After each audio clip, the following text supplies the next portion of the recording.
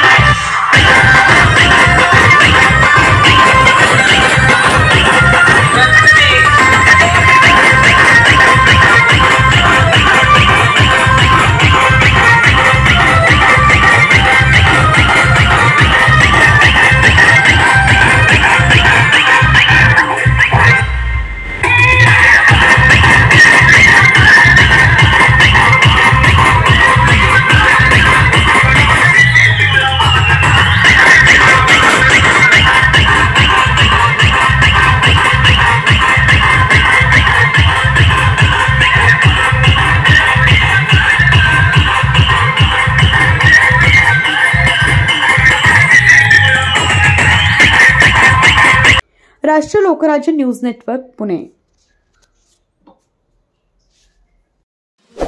ताज्या बातम्यांसाठी आणि अपडेट्ससाठी राष्ट्रीय लोकराज्य न्यूज चॅनलला सबस्क्राईब करा, तसेच लाईक आणि शेअर करा।